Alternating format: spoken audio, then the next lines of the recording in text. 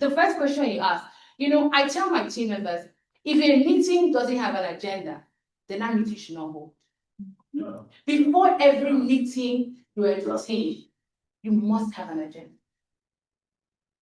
You must have an agenda. Even if an agenda consists of 2 things or 1 thing, there must be an agenda that's properly communicated to all parties. So for your partnership meetings, before you deteriorate into gist sessions, that means there was no clearly communicated agenda. Do you understand what I'm saying? You set an agenda, you share an agenda. And you tell the person the outcome or desired outcome from this meeting is 1, 2, 3. We should have made the following decisions in this meeting. 1, 2, 3. We should have moved the needle on the following issues in this meeting. 1, 2, 3. If you have that type of agenda that's been set and concurred by all parties, then you don't have such meetings deteriorating. This can come after our agenda is complete. By having an agenda doesn't mean that the party will say yes to everything we put on the table. No, but no is a decision too. And no frees you up to move to other actors. So I'd rather a no than a silence. Because a silence forces me to be in limbo. I can't move here or there. I'm waiting. I'm playing the waiting game.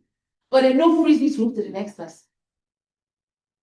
So if you have a discussion with a prospective partner, your agenda, you fully outlined, you've gone for the meeting, you've spoken to the agenda, and it's not making any progress, then you keep in touch with that person in other ways, like we said, you explore other ways you can partner, but you move on.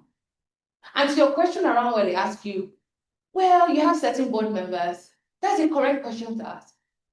So the reason why we attract the partnerships that we attract is because we don't need any organization's funding. We already are committed to doing this on our own. All we're doing with partners is just scaling. Every year I'm funding 1,000 entrepreneurs, come rain or shine. But depending on the partners who I'm working with any given year, it can be 5,000, 10,000, but sure enough, I'm doing my own 1,000.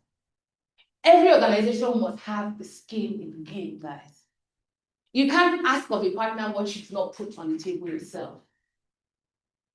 Otherwise, then you're not a philanthropist, you go and find something else to do. But if an organization says, I want to feed out of school children, you should be feeding 10 or 2.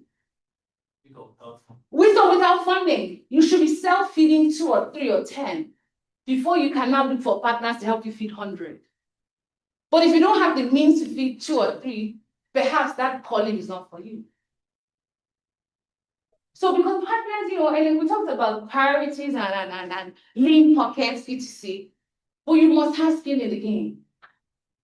So if your board members are on your board, but they're not committing with their pockets or their time or their influence, then it's time to have a critical conversation with those board members. If they don't want to give funding, perhaps what else can they do? Not introductions. Introductions are the easiest. But they must show that they actually believe in that mission before you call others to believe.